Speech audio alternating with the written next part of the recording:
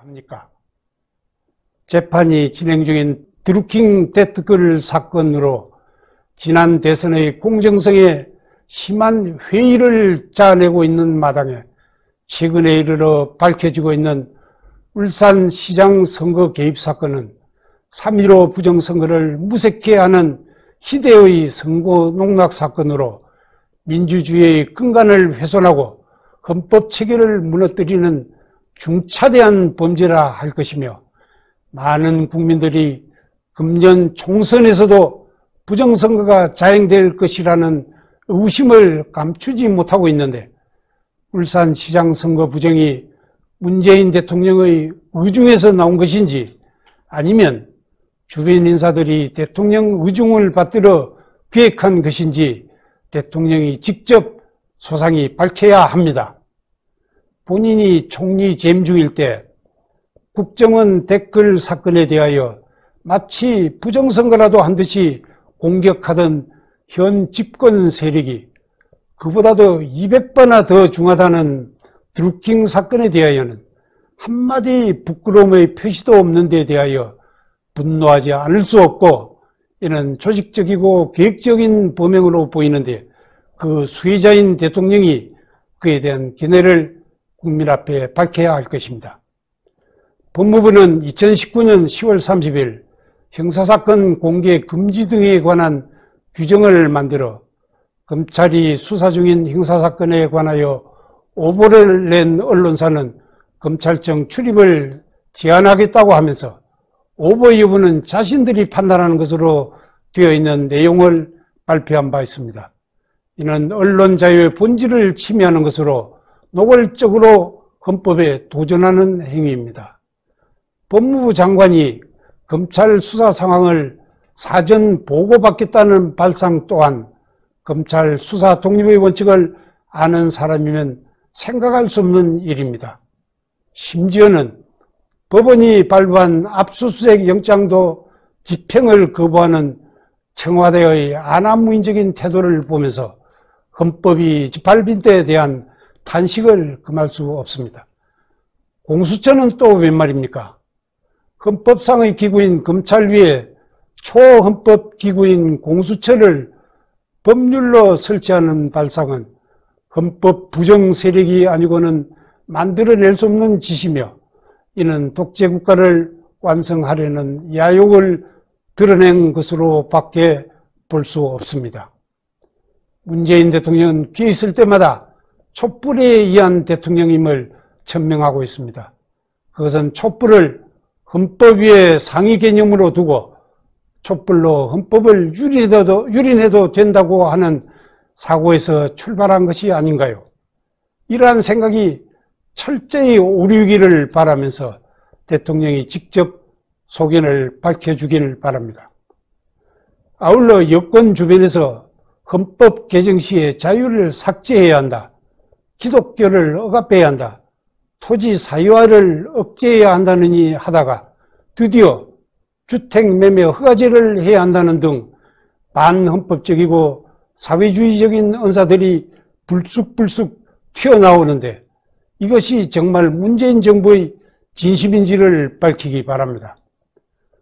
헌법상의 시장경제의 역행과 국가경제의 함몰과 사유화 문제입니다.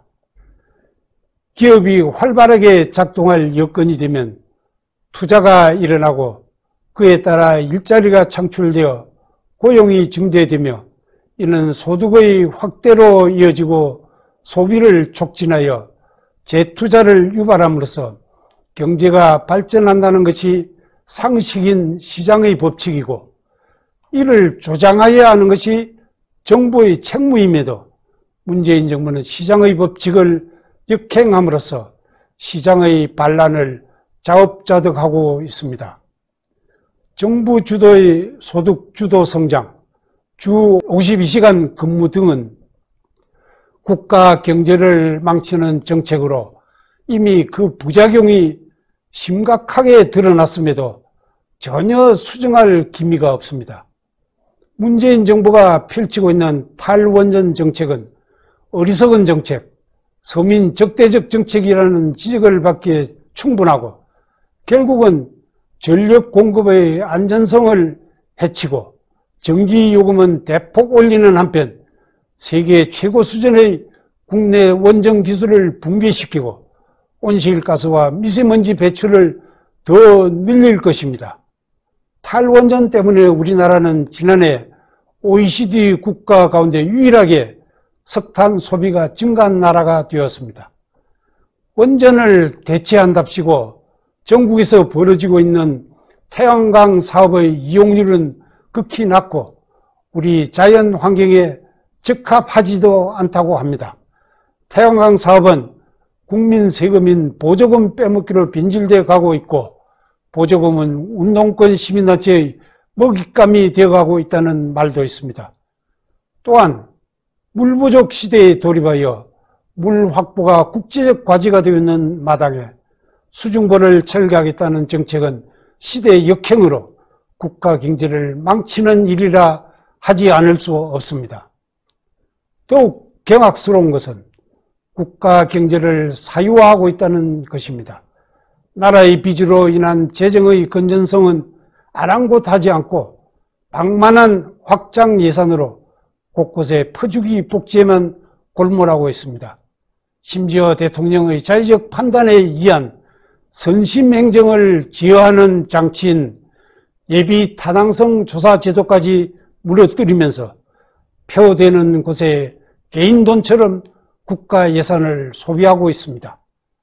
문재인 대통령이나 그 정부는 우리의 후손들이 떠맡아 갚아야 할 대규모 부채나 차기 정부의 부담이 되어는 아랑곳하지 않는 모습입니다. 아무런 근거 없이 원전 건설을 1년여 중단하였다가 다시 공사를 재개함으로써 수천억 원에 달하는 재정 손실을 초래하였으면 이는 공사를 중단시켰던 사람이 변상을 하여야 하지 않는가요? 오죽했으면 문재인 임기 절반 동안 해놓은 일이 있으면 하나만 알려달라는 절규가 나오겠습니까? 대통령 그에 대한 견해를 국민에게 확실히 밝혀야 합니다. 문재인 정부는 집권 2년 반 동안 지난 반세기 동안 쌓아온 한국 경제의 토대를 뒤엎는 일을 계속해 왔는 바, 특히나 18번 정책을 쏟아낸 분양가 상한제 등 부동산 정책은 오히려 최근 2년간 서울 아파트 가격을 30%나 폭등시키는 결과를 초래하여 서민들뿐만 아니라 젊은 층의 의욕을 꺾고 있습니다. 수요 대비 공급이 부족한 데서 오는 현상을 집값을 때려잡아 해결하겠다고 하니 부작용만 속출하는 것입니다. 특히나 2020년 예산을 514원전으로 급격히 팽창시키면서 적자 국채를 60조 원이나 발행하겠다는 것인데 확장 재정을 뜯어보면 위기 극복을 위한 일시적 조치가 아니라 복지 확대의 방점이 찍혀 있는 바 복지 재정만 늘어날 경우 국가 부채는 눈덩이처럼 불어날 수밖에 없습니다.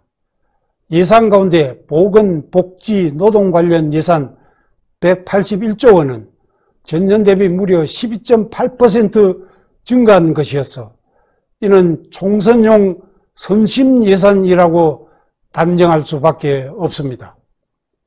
본인이 총리 재임 시절 국가 건전재정을 그렇게도 강조하면서 추궁하던 현 집권당이 국가 부채를 늘려도 된다고 주장하는 이중성에 혀를 내두를 수밖에 없습니다. 다음으로 문재인 정부의